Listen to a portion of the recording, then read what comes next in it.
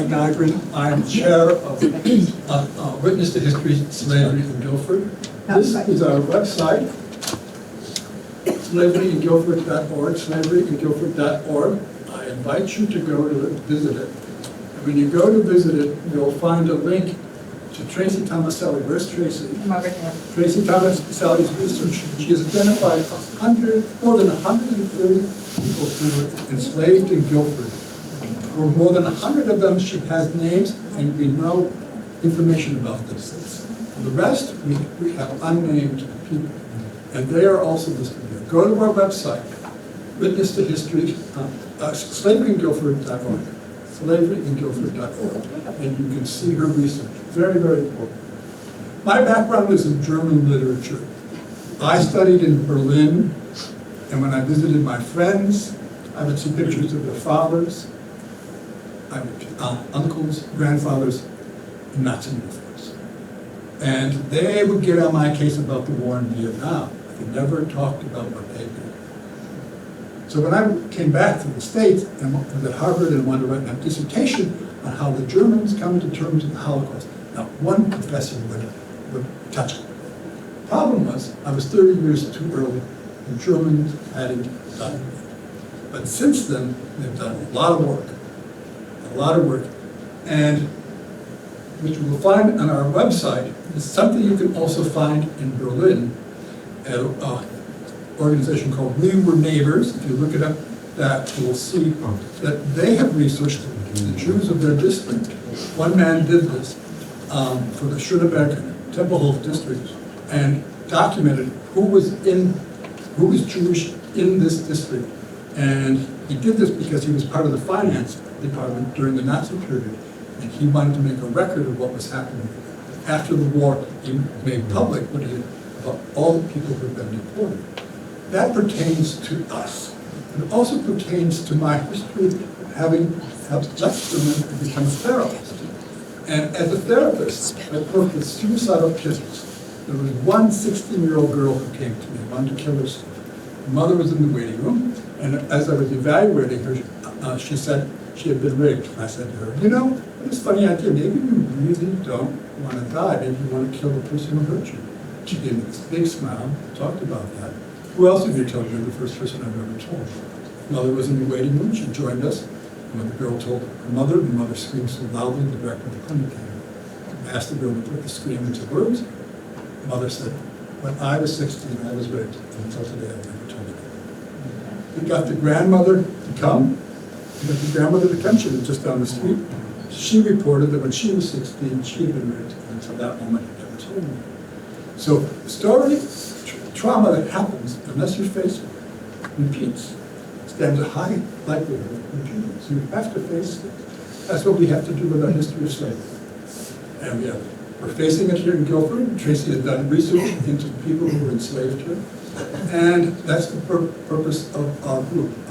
Witness to History of Slavery in Guilford. I invite you to go to our website, and I invite you to listen to our speaker tonight, who will talk about slavery from another perspective.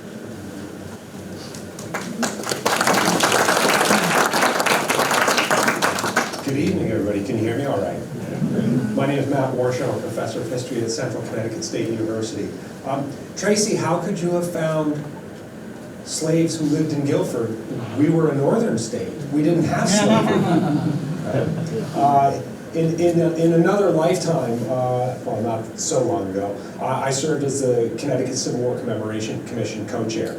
And we worked on a lot of things in relation to the Civil War, and you know, it was a commemoration, which means a retrospect, a look back. How do we think about this? And one of the really fascinating things, to your point of do we deal with these things, when we went back, we meaning the commission, and went back, we went to the State Library off-site storage facility in the southern part of Hartford. And we pulled out about 4 linear feet of files from the Civil War Centennial Commission, meaning the one that was around from 1961 to 1965. And I sat down with about 8 graduate students, and we pulled all of these papers out, and we started going through it.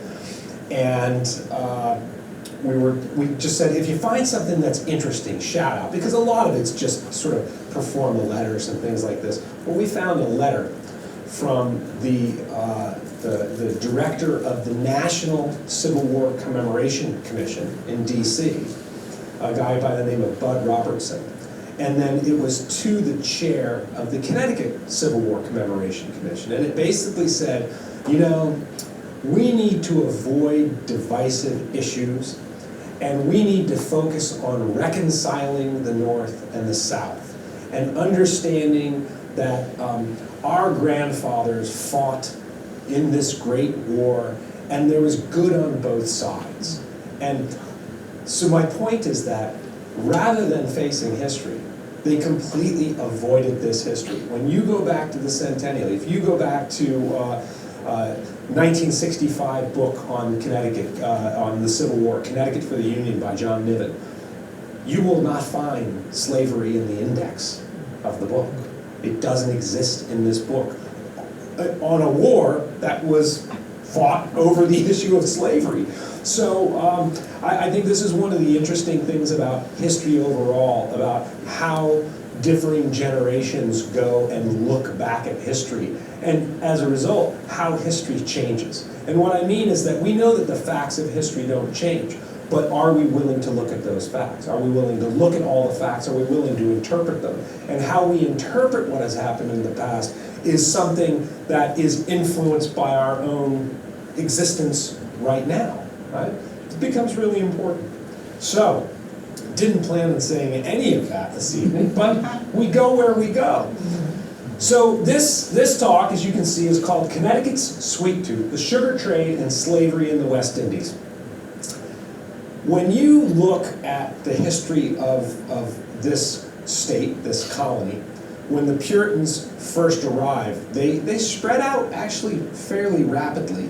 These are a people who believe they are God's chosen people, that they have come to this new land, this city upon a hill, as Winthrop said, and that they are here to model their lives after Christ and create a uniquely God-centered society. This is not separation of church and state. These are godly people. Their entire lives, their entire governmental and judicial system revolves around Puritanism, around Congregationalism. This, however, does not mean that the Puritans are not fierce business people, right? And we often don't think about it in this context. The Puritans, many of the Puritans, are incredibly well off. They do very, very well financially because they almost immediately upon arriving here start to engage in trade and are thinking about ways not merely just to come here and to exist and create a town, but rather to reach out beyond the bounds of the little towns that they create. And when you think of the first 3 towns in Connecticut, I mean, we could start with Saybrook, right? But what we're really talking about, the first 3 towns within the Connecticut colony are Hartford, Wethersfield, and Windsor. And I do not place them in any particular order because depending on what town you're from, you may attack me for the order that I put them in. They all argue that they were first. But these 3 communities were incredibly focused on developing trade. And the most logical trade for them is with the West Indies. And so that's what this is about. And I think that you will be fairly amazed at just how much Connecticut sent to the West Indies and how much was sent back in return. And I will say at the start that more than any other colony in the entirety of the British Empire, not just the North American colonies, but any colony in the entire British Empire, Connecticut was far and away the leading trade colony with the West Indies. Yeah, it's remarkable. And when you see the numbers, you'll see why I say this. So, the story of Connecticut's trade goes hand in hand with the story of its population growth. When the first Puritans arrive, they are merely the separatists. They are the fringe edge of the Puritans who are about to come over to this new world. And so when you see 1640, the first Puritans come in 1620. This is the Plymouth colony. in Massachusetts. And then by 1640, you have Massachusetts Bay set up. Once Massachusetts Bay is set up, you start to see, well, it's a little before 1640 at Massachusetts Bay, 1630.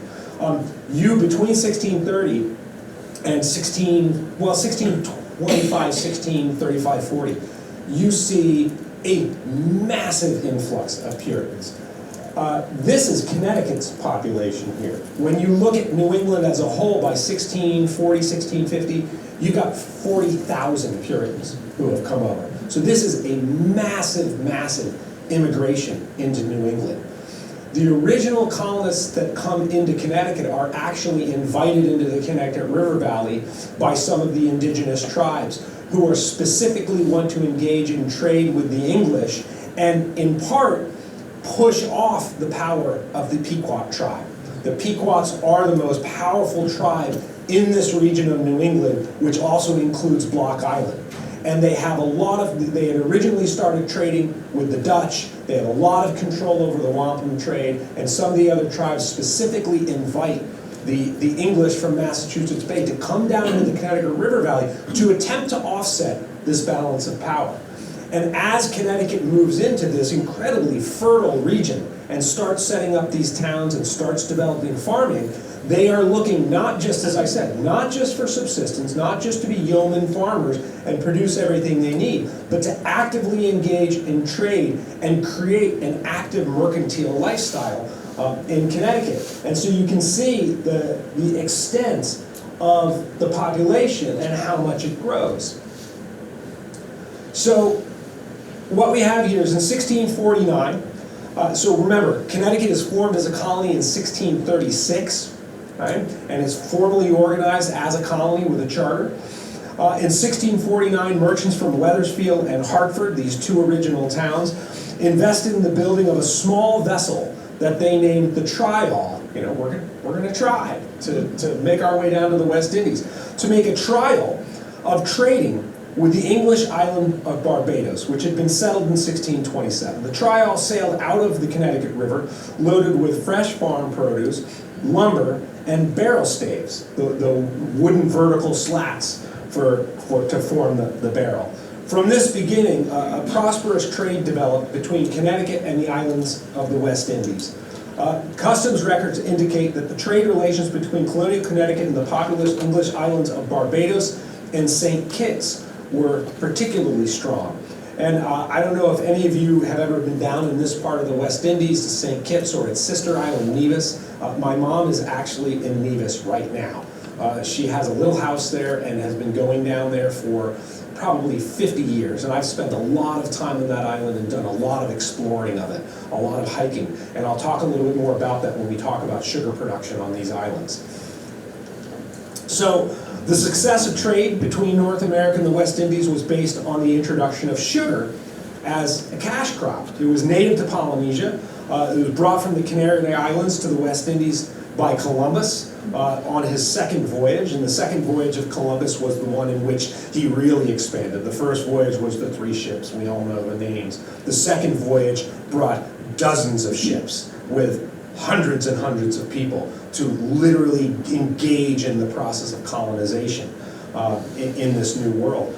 Tobacco and cotton were tried as cash crops, but sugar became the truly important crop. And its ability to grow in these very, very temperate regions, it just absolutely took off. And sugar literally becomes the gold of this time period.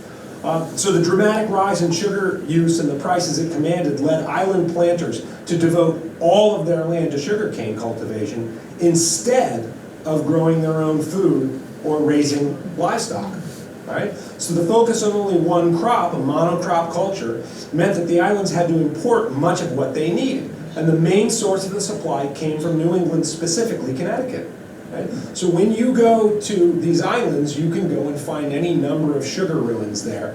And I would go down with a very good friend of mine who had lived on Nevis for a while, and we would drive around either on mountain bikes or in a Jeep, and we'd do a lot of hiking on the island. And we would find this, Nevis looks like a sombrero. It's 5 miles by 6 miles, roughly round, with a 3,200-foot mountain on it. And so it's got these flat outer lines, and then it comes up very steep, very, very quickly. And when you go to the outer elements of, or the inner elements of the sombrero, right below the mountain, you can actually find sugar ruins that stretch all the way up to the base of the mountain.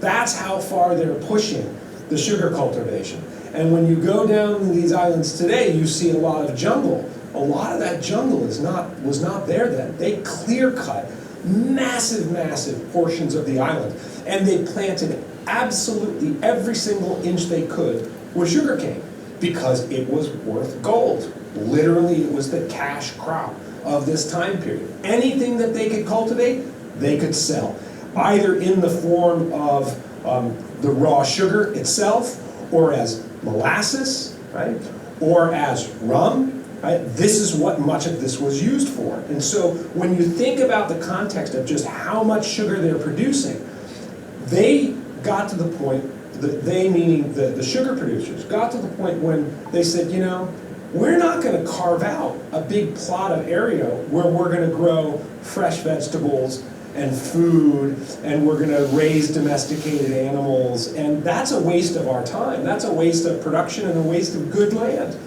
We can import those things easily from other places. We focus on sugar production. Now you might find the odd, you know, local house farm that has a few vegetables in it, but they are not producing the kind of food stuff that they need to sustain the workforce, and we'll talk about slavery in a bit, to sustain the workforce that is producing all of this sugar. That means it's got to come from someplace, and Connecticut figures this out early on. They need our food. And so we are producing really considerable amounts of all kinds of, not just food products, but building products as well. And so what I'm going to carry you through is what this process was like. So a voyage from a ship from Connecticut down to the West Indies took anywhere from 2 to 5 weeks, of course, depending on the weather and the port of call. The ship often had to visit several different ports in order to sell its entire cargo. These vessels varied anywhere from 60 feet to 150 feet, and most of the livestock was kept on deck rather than in the hold. We're talking about ships that have holds, but they're not massive enough ships in order to place all of the livestock. And the livestock wouldn't do well in the hold anyway, so they're building corrals on the top of the deck. You'll see when they start shipping horses, they develop these special harness systems to lift the horses up and to hold them in place on the deck of the ship. So there's a good amount of ingenuity that's going into this of how to move both product that has been packed in barrels, but also product that is in fact alive and needs to arrive alive. So this gets quite fascinating. Governor Joseph Talcott, 26th governor of Connecticut, and the very first native-born governor. So he's truly a second generation, what do we call people from Connecticut? New Yorkers have it so easy. Virginians have it so easy. My friend Walt Woodward, the former state historian, would go, we are Connecticans. Right? Connecticans, Connecticuters, Connecticutians. I'll let you guys, you could argue about that. But in 1731, Talcott reported that in the entire colony of Connecticut, there were only 44 trading vessels that had a total capacity of 456 tons. So only 44 vessels in the entire colony. This is almost 100 years after the Connecticut colony's settlement. But it's going to increase, and it's going to increase quickly. By the 1770s, the number of vessels quadrupled, and the total tonnage multiplied 20-fold. On January 4, 1771, 33-year-old Captain Dudley Saltonstall sailed the schooner Fox to the West Indies. Below deck were barrels from Connecticut farmers, including fish, onions, beef, pork, cheese, corn, and oats. Alongside these were wood products like hoops, hoghead staves, pine boards, and shaken hogsheads, courtesy of the men working the many sawmills dotting the Connecticut, Thames, and other rivers across the colony.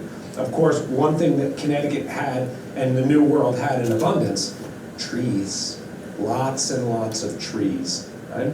The 14 horses corralled in a makeshift wooden stall comprised the most valuable item, accounting for 46% of the entire cargo in terms of value.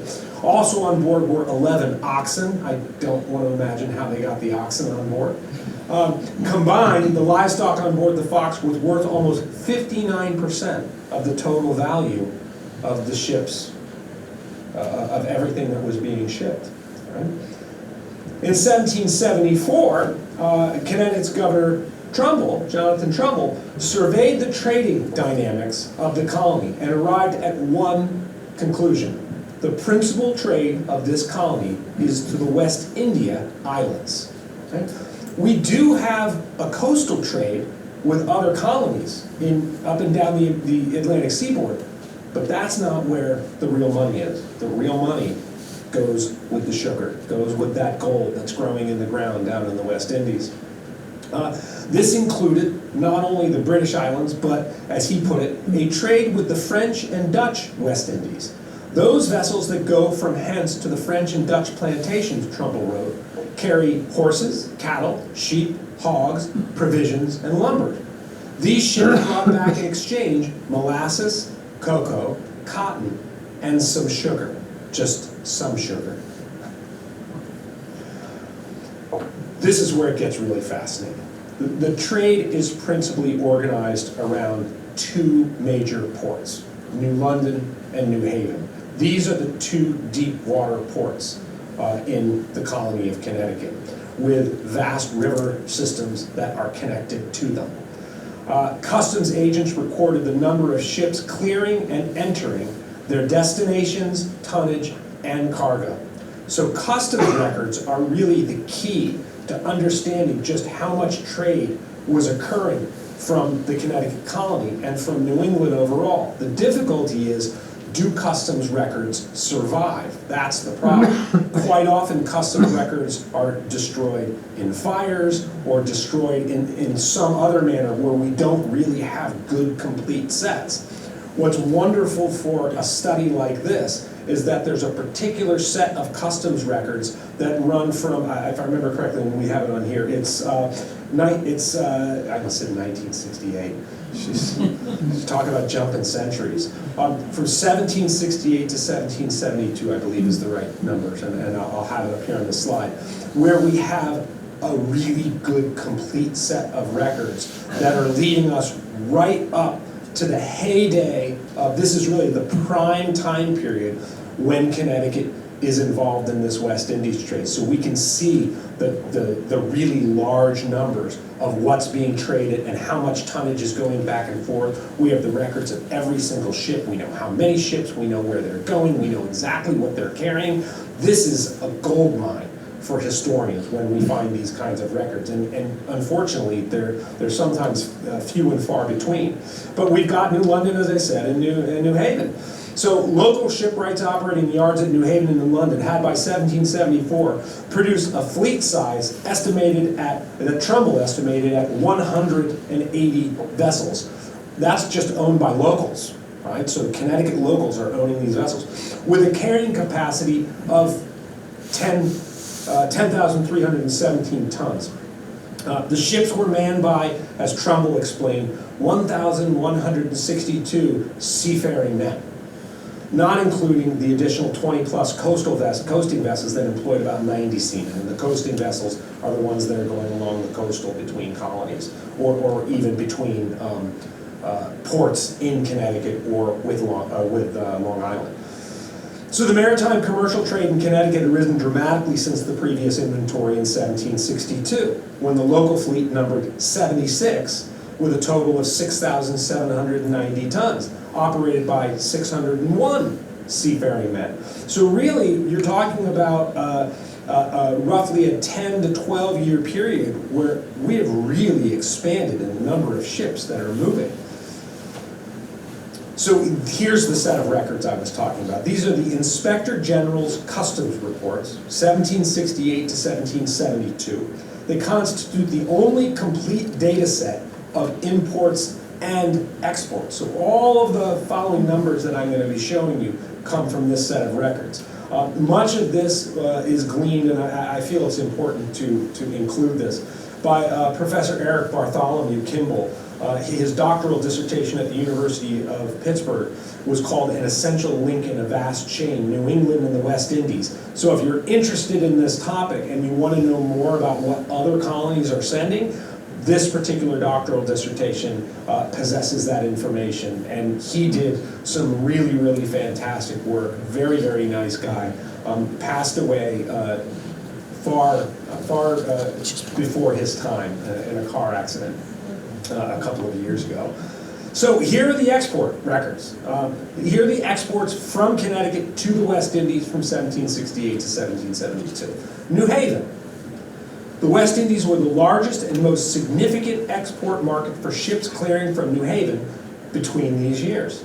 443 ships, representing 43% of the total number of vessels cleared for the islands.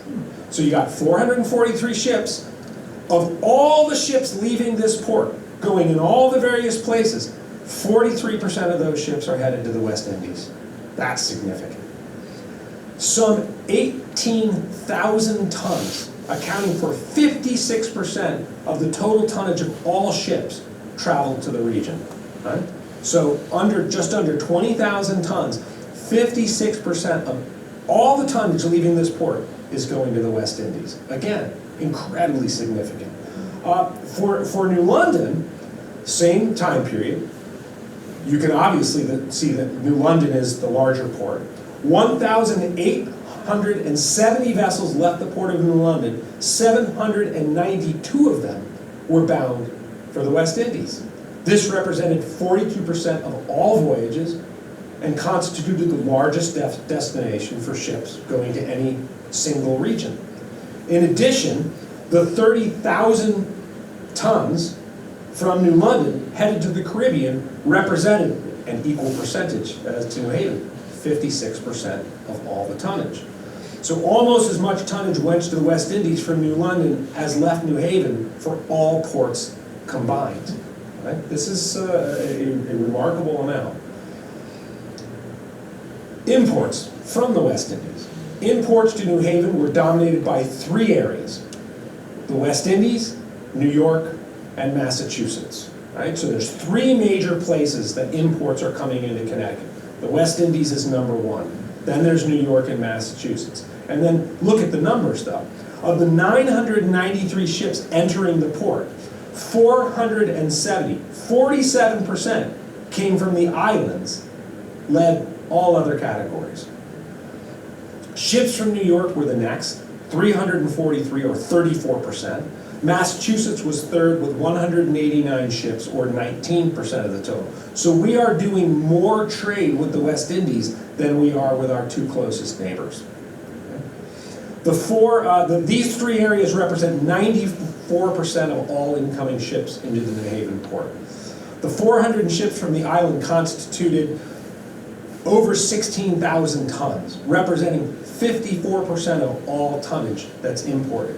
So you can see that more than 50% of exports leaving New Haven are going to the West Indies. More than 50% of imports of tonnage coming into New Haven are coming from the West Indies. Okay? For New London, of the 1,710 ships that arrived in New London, a third of them, 567, came from the West Indies. Of the 54,328 tons arriving into New Haven, 25,391 tons, or 46%, arrived from the Caribbean. What was on these ships that were bound for the West Indies?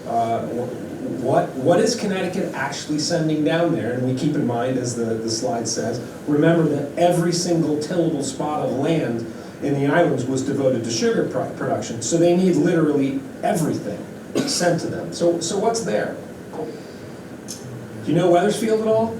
You know Weathersfield's fame for their red onions? Well, from this time period we're talking about, 1768 to 1772, approximately 482,922 bunches of onions were sent to the West Indies. That's a whole lot of onions. I would imagine that as the ships are sailing, the ship behind is not directly behind, because everybody is weeping.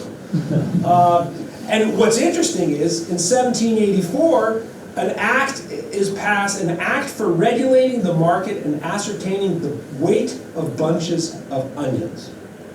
Right? So you have to, when you're doing this level of trade, you've got to engage in weights and measures. You've got to determine, well, what is a bunch? Is a bunch to you the same thing as a bunch to me? And so this is such important business that the colony, at this point it's the state of Connecticut, actually puts in place this requirement. It said a bunch had to weigh at least 4.5 pounds and was required to be cured, dry, well, and firmly bunched. Those who failed to adhere to either aspect of the new act forfeited either the onions or their value. That's a big penalty. Right? That is not a minor penalty. So the point is, they're taking this trade very, very seriously. So, what does this mean when we're talking about, we have 482,000 bunches of onions? Well, when you think about that combined with about 4 pounds, right, 4.5 pounds, approximately 1,931,688 pounds of onions were exported to the West Indies between 1768 and 1772. That's a whole lot of onions. Weathersfield is famous as Onion Town. I love this little cartoon, this little children's book up in the top left corner, The Onion Maidens. The Onion Maidens who weeded and wept. Were said to be the best cooks in the region. Women were critical to onion production, as well as for milking cows, churning butter, and making cheese. And so then what is our next category of item that is sent to the West Indies? Butter, butter, and more butter. There's a lot of churning going on. Again, between this time period, 68 to 72, 44,546 pounds of butter was sent to the West Indies. That's a lot of butter. And more than butter, Connecticut ships carried some 122,596 pounds of cheese, approximately 74,470 pounds of tallow, which is rendered animal fat, was packed into containers and sent to the plantations where it was used for making candles. Then we move into livestock. Connecticut livestock, 1768 to 1772. Sheep, hogs, cattle, and poultry.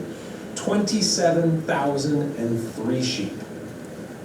Used for both food and dung. And every time I go down to one of these islands and I see the sheep running all over the place, I always wonder and go, are you an ancestor? Are you a descendant from Connecticut?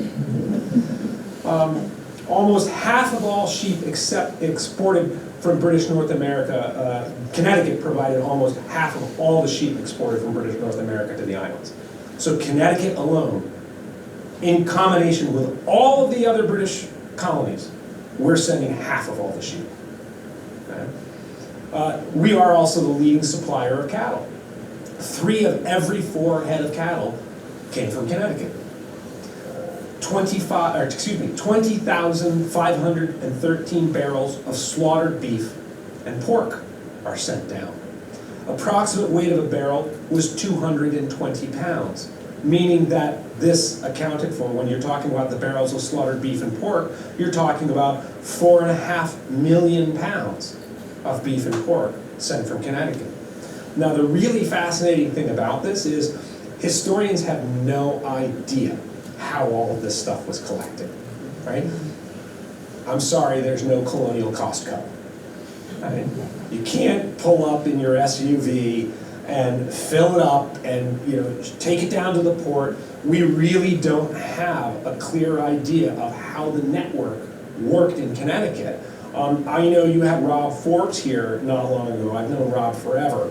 And he talked about all of these water routes, all these little water tributaries and rivers and streams, and Connecticut is filled with waterways and navigable rivers. And we are pretty early on in developing navigable roads as well. And obviously, much of this stuff, especially the livestock, well, I mean, everything is being taken over roads, and especially the live livestock, right? But where are they congregating with it, right? When you're taking this much material, where are they bringing it? And certainly it's going to begin in the spring as the weather starts to clear. And I've done some cursory research in the Hartford Courant to see, can we find, because it's the oldest continuous published newspaper in the country, right, 1764. And I've tried to find, are there calls for, okay, it's this time of year, come here, or is so-and-so is putting out a call for, bring your cheese. We know from Governor Trumbull's records that at particular times of year in the spring, he would hire additional butchers and barrel makers, coopers, to come to his home to slaughter beef, to slaughter pork, and to pack it properly in these barrels to ship to the West Indies. He was very heavily involved in the merchant trade. But beyond that, we don't really exactly know how the network existed and how it worked. And what we had are, you don't have sort of massive plantations all over Connecticut. You have lots of little and medium-sized farms that are all probably producing a bit extra for the market. Well, who's going out and collecting all of that? Who's organizing it all? Who's getting it all to the ships? And I think the only way to figure this information out is to do a deep dive into the record books of individual farms and homes that we still have. Like I noticed when I was driving in, you have the Dudley farm here. It goes back to 1745, right? I would love to know, do they have record books that go back to 1745? Does it talk about sales to this particular person? So the only way we'd be able to figure out this network is to go through a wide number of record books and see if we start seeing similar names that are mentioned of where sales are occurring. But I just thought that I would mention that because it's fascinating. When you're talking about this level of production and transport, this is not a small venture. And so somebody's involved in this trade, and I think it just goes to show that much more the extent to which these sort of Congregationalist Yankee Connecticutans are engaged in really significant business dealings. This isn't like, oh, I grew a few jars extra, I have a few extra jars of honey, here you go. This is big business, right? So let's continue with our livestock. Chickens. Let's talk about chickens. This time period, right, 68, 1772. What goes through New Haven? 4,596 chickens. New London, 4,508 chickens. Now, these are in sets of chickens, these numbers. These are not the actual full number of chickens. They categorize them in sets of chickens. When you think about the individual chickens, it's 109,248 chickens cackling their way to the West Indies. I imagine it was a rather noisy and very smelly adventure. We're also talking, as I just said, about a very highly skilled workforce that's doing this. You're talking about farmers, butchers, barrel makers, woodworkers, metal workers.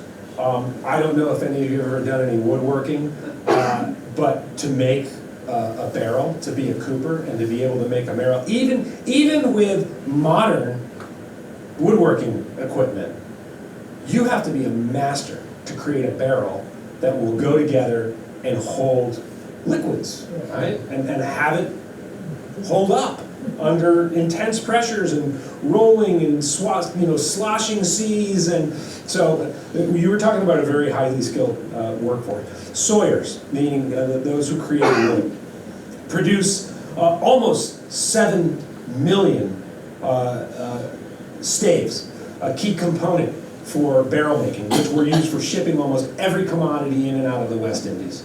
For over 4.5 million hoops are created by metal workers to hold these barrels together. 5,821,199 wooden shingles, which graced everything from churches to distilleries, waterfront shops to plantation mansions.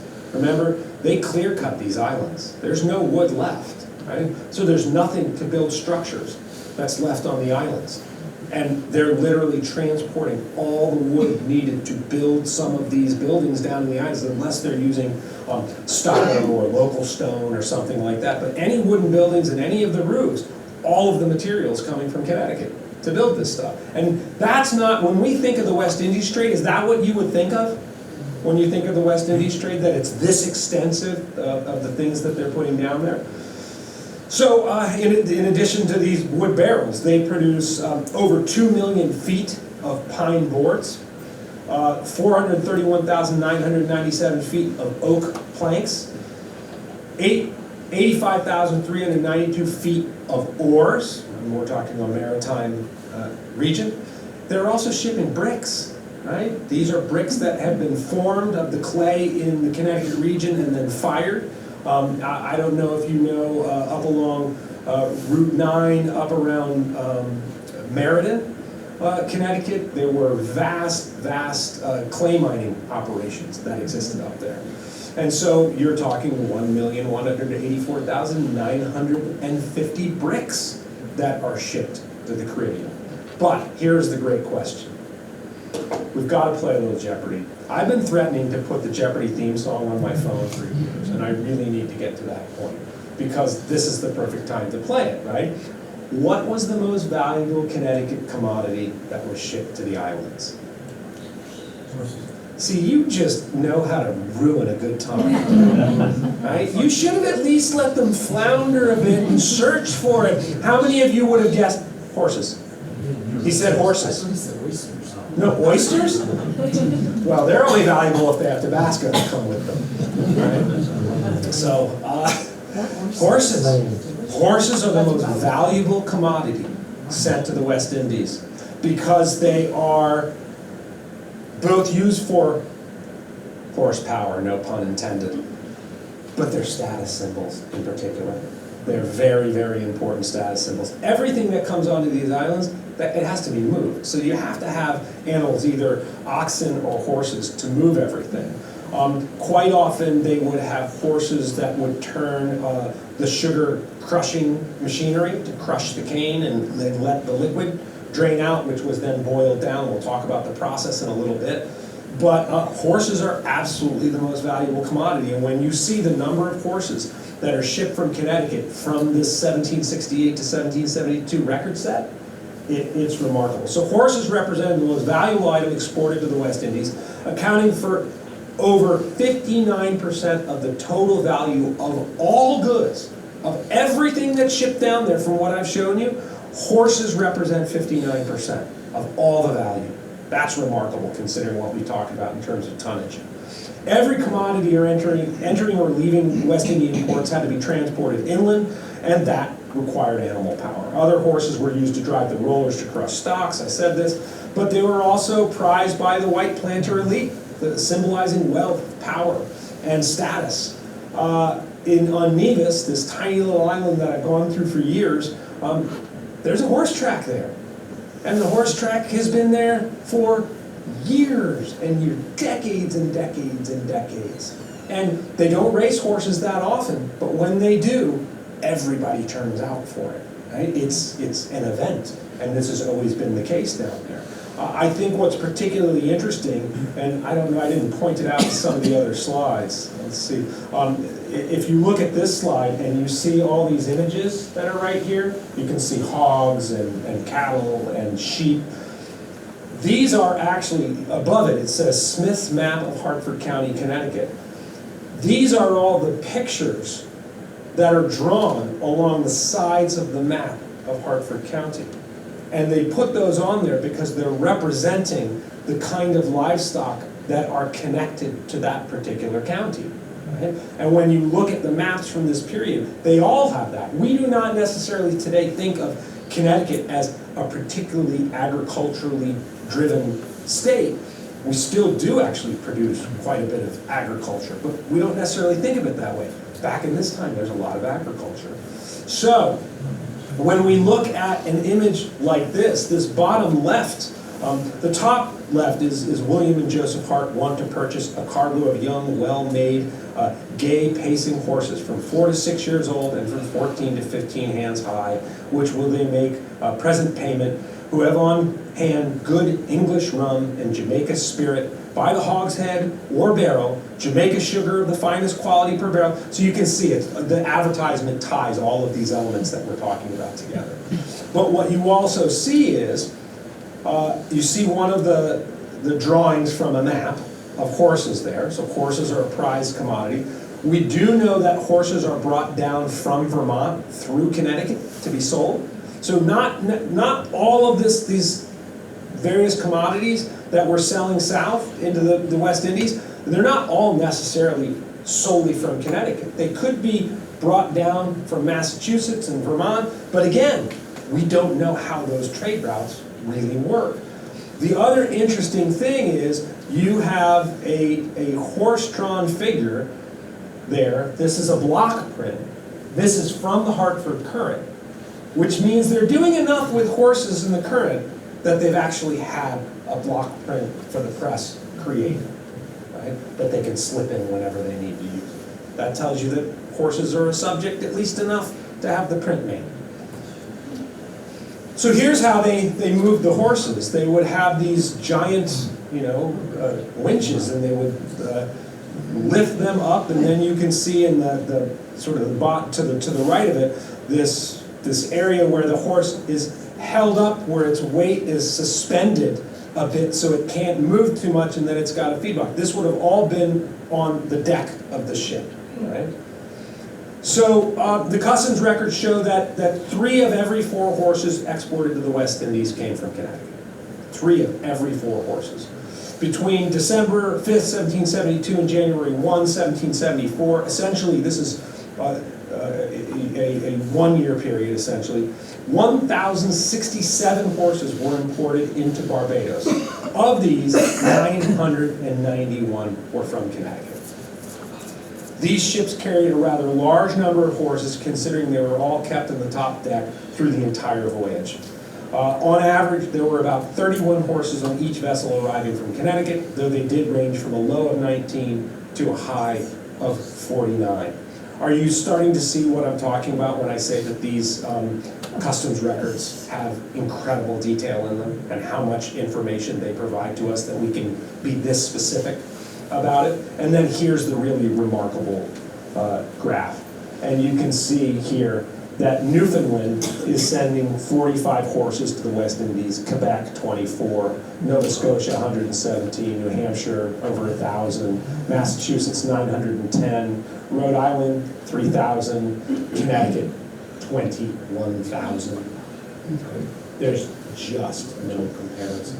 So when I started this talk by saying Connecticut is the far and away, hands down leader of having an economic relationship and exporting to and importing from the West Indies, no other colony in the entire British system is coming close to competing with us. I think it's a pretty remarkable feat, really.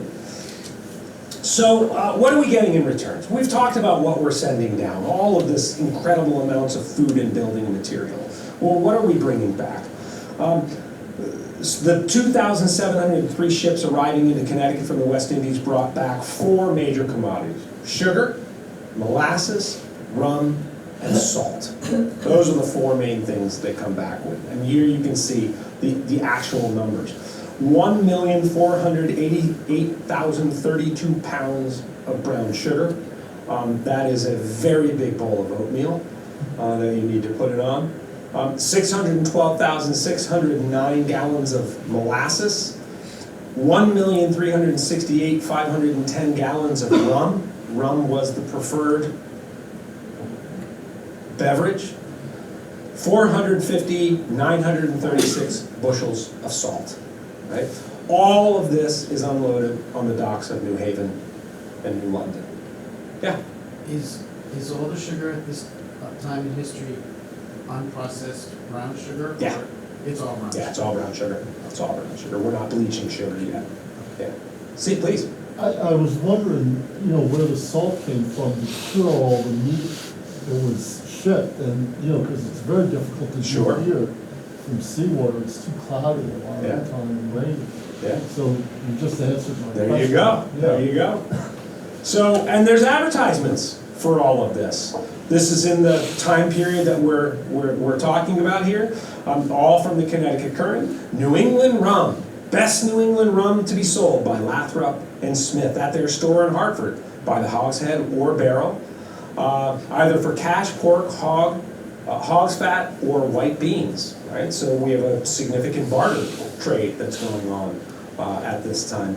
A barrel of good rum, cheap, to be sold. Inquire from the printers. So I guess the printers at the Current are also selling rum. And then you've got this other one that this may notify all people to whom it may concern that pursuant of a decree of the Court Vice Admiral for the Colony of Connecticut held at New London on the 19th day of June instant is to be sold at public venue at the house of Captain Edward Pond in Holderett, New London, on the 10th of July next at 2 of the clock in the afternoon. A small sloop burdened about 15 tons, also 43 casks of molasses. The condition of sale will be made known at the time and place. So this is probably a confiscated ship, but what's the main commodity on the ship? Molasses. And you can find advertisement after advertisement after advertisement in the Current and other newspapers from this time period, all of them writing about these wares from the West Indies. But now we must shift. We now know what's been sent back and forth. We know the extent of the trade, how much money is involved. What's the other half? What's the other component of this trade? Slavery. Because we know who is producing the sugar. We know who is working on these sugar islands. And the sugar islands are absolutely, bar none, the most deadly place for any enslaved person to work. Just like viewing the land as every spot needs to be tillable, and we're not going to worry about producing food or building materials or anything else, we're focused on sugar, sugar, sugar.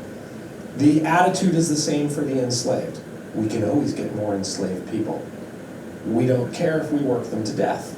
And so we are going to import as many, the vast, vast majority of enslaved people who are brought from West Africa to the New World, and we're talking 10 to 12 million people, the vast majority of them are brought into the sugar region and the sugar islands. And it is, as I say, a deadly place to live. So here we have, according to the Transatlantic Slave Trade Database, between 1525 and 1866, 12.5 million Africans were shipped to the New World. 10.7 million survived the dreaded Middle Passage, disembarking in North America, the Caribbean, and South America.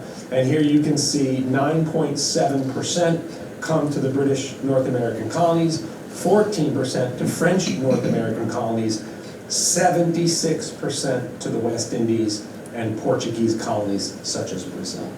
So again, the vast majority are working in the sugar trade in some way.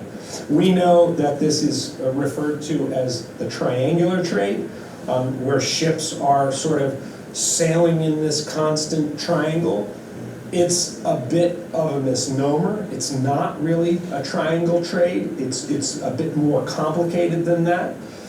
It really looks more like this, where you've got vessels that are carrying varieties of items directly back to England and to Europe, while goods manufactured, finished, so a lot of raw materials are going to England and Europe.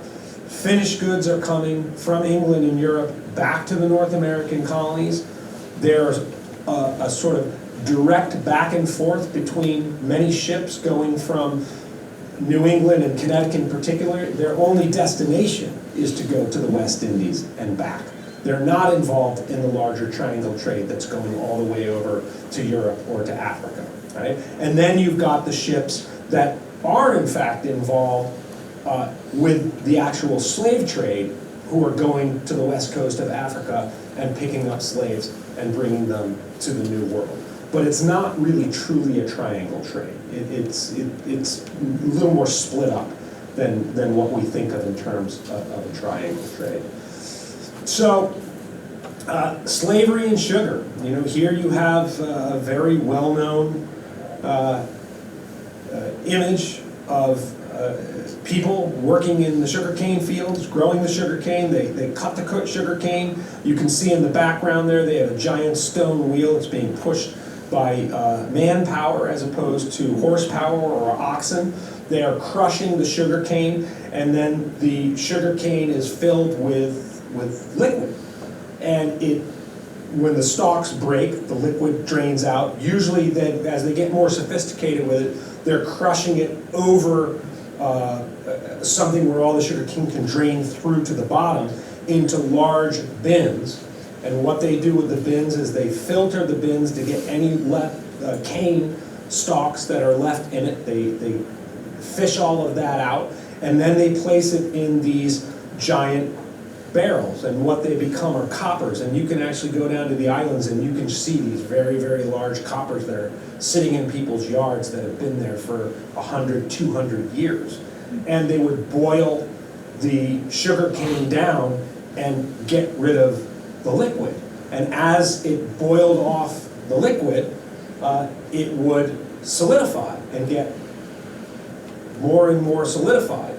The longer they cooked it, they could turn it into molasses, or they could cook it in different gradations, and then they cool it, allow it to crystallize, and then it comes in these sort of big cake pieces, and then they would break it down, and depending on how much they crushed and refined it, you could have different grades of sugar.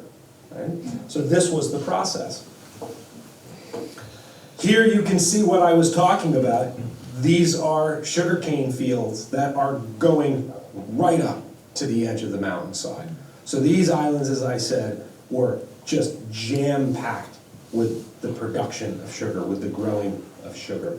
And again, here you can see one of the more modern sugar houses, and you can see that they are boiling the sugar, and they actually have, you can see in the forefront here, a man who is scooping sugar out and pouring it into, a sort of, what you would call it, a pathway that allows the molten sugar to make its way down into one of the catch basins and for it to cool.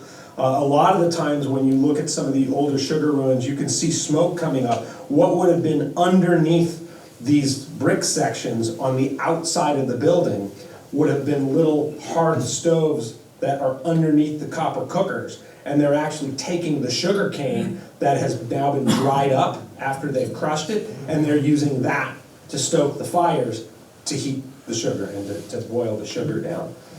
And then on the right side, you see the well-dressed white sugar planters who are looking at the grades of sugar and determining how has the sugar been boiled, and how it's boiled and how well it's cooked down at the right temperature determines the quality of the sugar.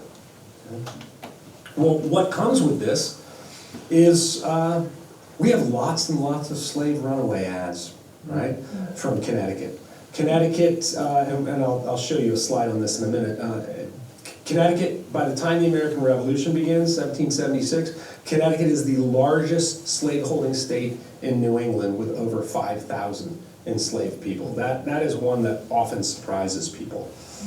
So custom records, these same custom records we're talking about, slaves imported into Connecticut in 1 year, 1768. We do not have a lot of slaves that are clearly being directly imported into Connecticut. We're finding that we're getting them from other places.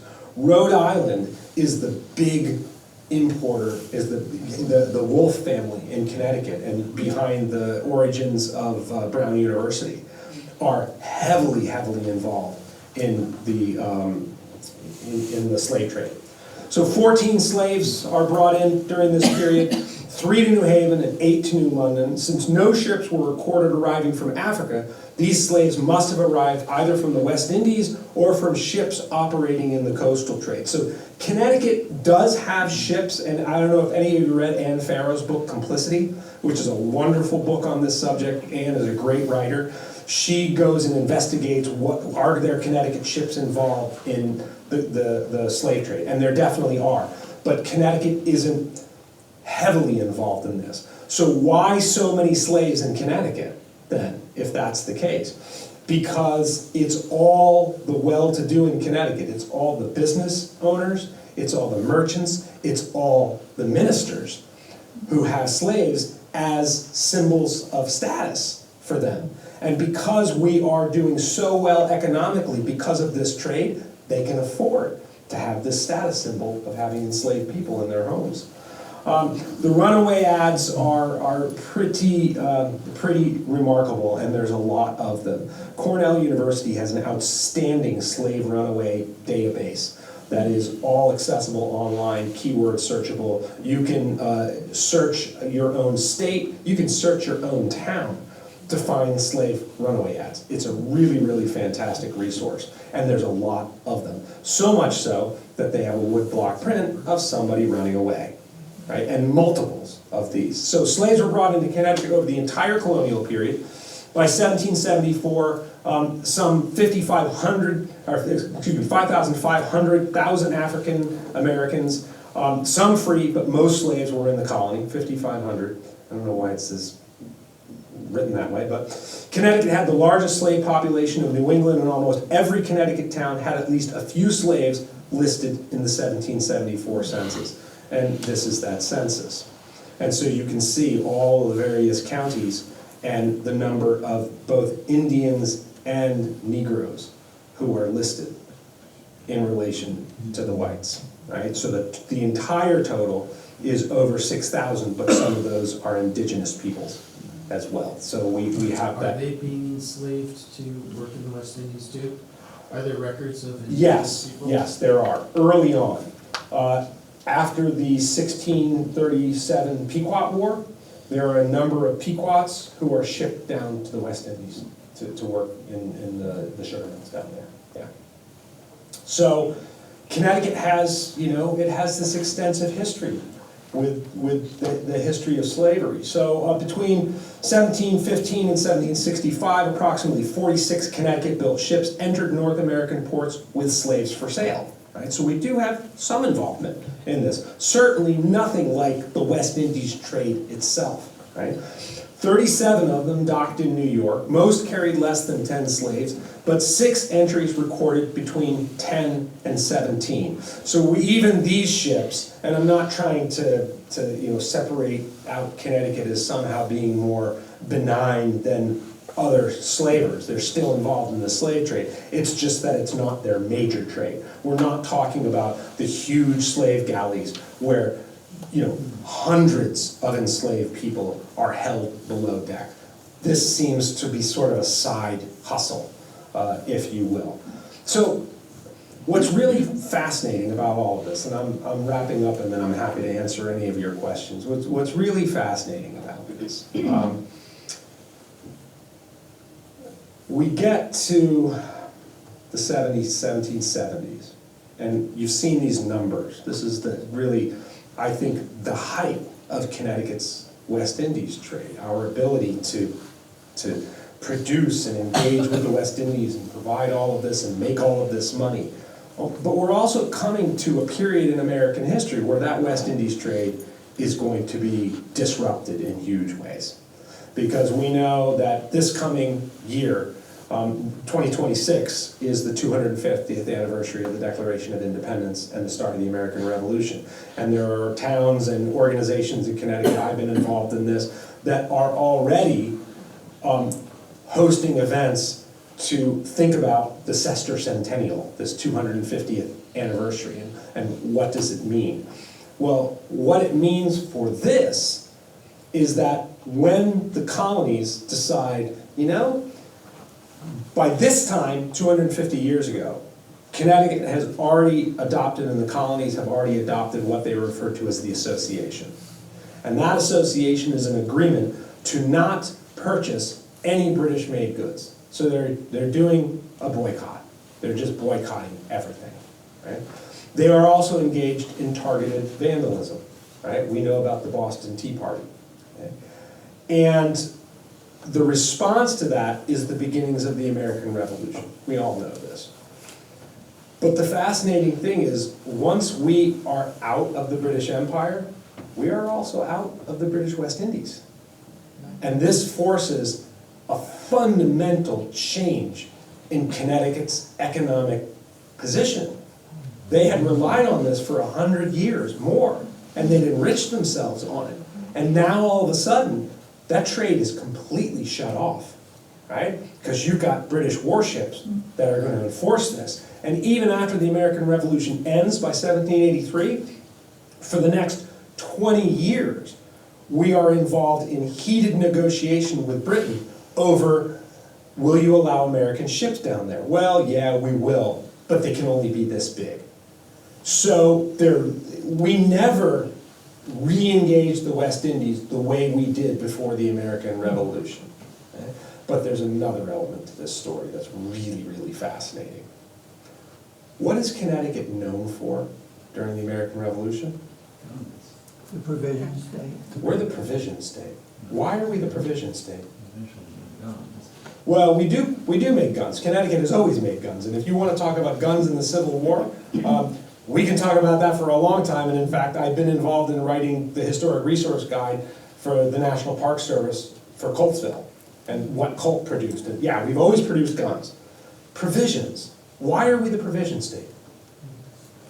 Because of this. Food. We're the #1 provider of George Washington's Continental Army for food. Why are we in a position to do that? The West Indies trade. We pivot, right? Think about it. We no longer have the West Indies as an option to trade with. We've got this whole network to provide food and vast amounts of materials. They still want to make money. Wow, we're involved in this new venture that's called independence. We should supply George Washington's army. That's why we become the provision state. Interesting, right? Now, we don't think about it like this, and it's really fascinating. So when we look at this, West Indies trade, the American Revolution, and Connecticut slavery, our independence was purchased from the sugar trade, which was built on what? Slavery. Right? And I think in some ways we know this, elements of this, but when you really break it down and look at it in this way, I think it's absolutely fascinating. So, America's decision to declare independence from Britain also meant closing, the West Indies trade. I just described this, It delivered a severe blow to the Connecticut economy, and historians debate whether this change in the economy caused a shift away from slavery. And in fact, it does, because in 1784, a year after the American Revolution is over, Connecticut passes a Gradual Emancipation Act. And they say, all right, we got our 5,000 slaves, we're getting rid of slavery. We're not going to do this slavery thing. They know that it's not economically feasible. It had never been economically feasible. It was really more of a status symbol. And they realize, you know what, we don't really want the slavery. Are there elements of ethics and morality intertwined in all of this? They understand that economically it's not going to work, so why bother with it any longer? There is ethics and morality in it. It is ironic and paradoxical to be fighting for the rights of man and liberty, equality, while, oh my, we have 5,000 enslaved people. But it's also more than that. One of my graduate students right now is just finishing up his master's thesis, on early abolition in Connecticut. And he is studying churches all over the state and then in the colony. And the number of sermons and the arguments that occurred in different congregations over abolition and over the issue of slavery. where some ministers and congregations were incredibly anti-slavery, others, the ministers, owned slaves, and so he's been tracking all of this. And the most fascinating thing, I think it's going to be a really groundbreaking study, and the most fascinating thing to me as the guy who is working on this is a really interesting guy. He's actually a captain in the Waterbury Fire Department. And he's just studying this because he wants to.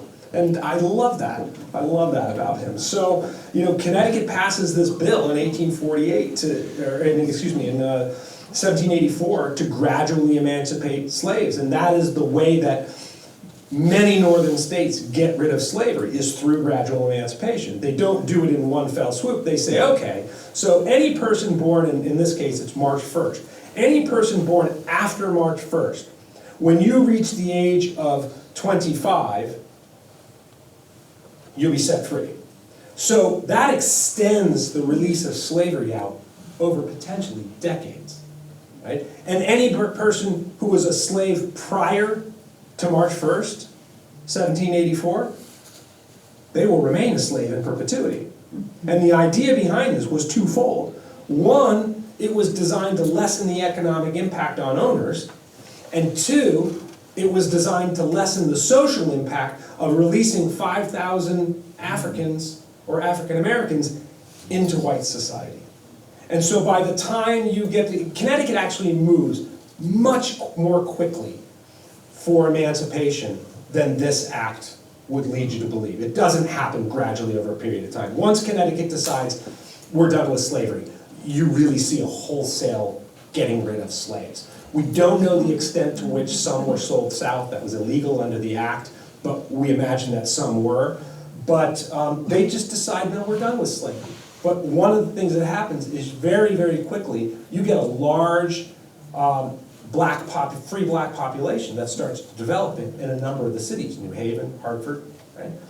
And so by 1818, after this has really taken root, and now you're getting a second generation of free African Americans in Connecticut, the population is growing significantly.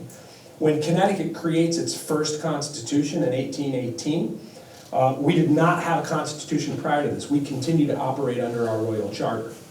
And so by 1818, we decided, we need to write a new constitution. And in that constitution, they actually put in it, they define who has the suffrage, who has the right to vote. And they say all male white citizens. And in doing that, they actually take the right to vote away from free blacks who had the right to vote previously. Right? Yeah, and it tells you something about the nature of the state, that they are incredibly concerned about the size and the influence of the free black population within the state at that point. And the history goes on. My book on Connecticut and the American Civil War gets into a good bit of this stuff, into just how anti-abolition the state of Connecticut was. When you think of the abolitionist movement, maybe William Lloyd Garrison of the 1830s, 40s, 50s, Garrison is located in Boston. Massachusetts is the abolitionist center of New England and of the United States overall. Connecticut is not. William Lloyd Garrison referred to Connecticut as, quote, that Georgia of New England. Yeah. So we like to think of John Brown, right? We like to think of Harriet Beecher Stowe. And there are pockets of abolitionism, but we really haven't had a good concerted study of sort of the totality of abolitionism in the state of Connecticut. But we know that, in the years just prior to the Civil War, there are more anti-abolition organizations in Connecticut than there are abolition organizations.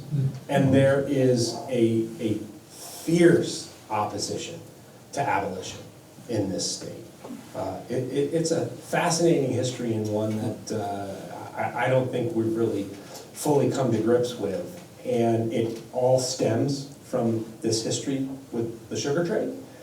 And finally, I started today by talking about the Centennial Commission of the Civil War, and that they avoided slavery. When we ran the 150th Commission, we asked ourselves often as a commission, in 50 years at the 200th anniversary, what is that commission gonna say about what we did at the 150th? And the most important thing that we did is what you began with, is facing our history. And understanding that, wow, we were really opposed to abolition. We were not hospitable. We know the story of Prudence Crandall in this state, right? So it's a fascinating and important history that I think you're all following with this story of slavery in Guilford. So thank you, and what can I answer for you?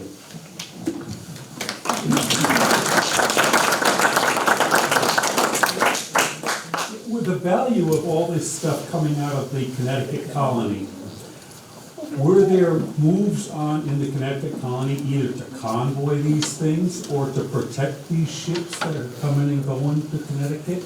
Or was there a problem with piracy?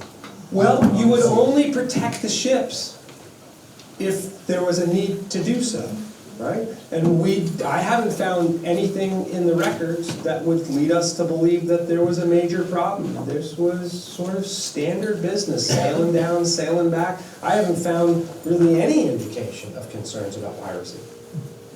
Right? Yeah, please. Did Connecticut give mixed support for the Civil War? Yes and no. Connecticut produced 55,000 men for the war. At the beginning of the war, we were asked for 1 regiment. Based on our population, we produced 3 regiments.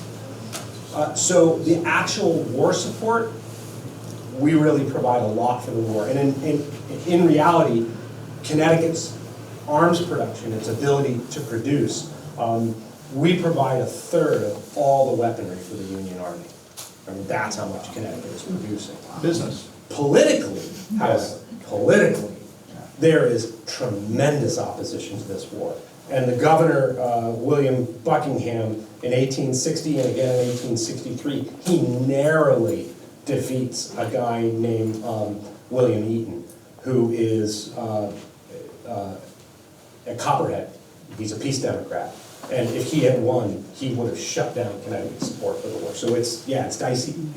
Please. I'm sorry, Matthew, I want to just, sorry, I'm Tracy Gonzalez, the historical women specialist, and I just want to give you guys some information relating to Guilford. Thank you so much, this was very, very interesting. So you mentioned that we don't really know how they strategize the collection and organizational network of how things were exported, and I agree. I can tell you all that many ships were built here in Guilford, and some went down to the West Indies. Captain Jasper Griffing and other captains, they brought horses and hogs and other livestock, like Matthew mentioned. And then Whitfield Street was once called Hog Lane, and probably because hogs and other livestock were brought down Whitfield Street to the harbor to be loaded on the ships transporting. Staves, like you mentioned, were also a big commodity that we sent down, and shoes. Do you ever, maybe that was a little later on, but I don't know, I saw shoes in a lot of records. On the return trip, cargo brought up, we've been looking for evidence of a ship that returned to Guilford carrying a slave, but we've never found any. So if you ever run into one, please let us know. Okay. And then lastly, you mentioned student writing a master's thesis. We have the 3rd Congregational Church here in Guilford. That was what your student is studying, so please have them contact me. Oh, I will. Thank you. I'd like to thank you for your talk. I'd like to thank all of you for coming. I'd like to thank Bertie Bitterman for recruiting our speaker. And I'd like to thank the Guilford Preservation Alliance for being for supporting our group. When you're leaving, please feel free to take one of our postcards, and we'll tell you about our project. Thank you. Great. Thank you.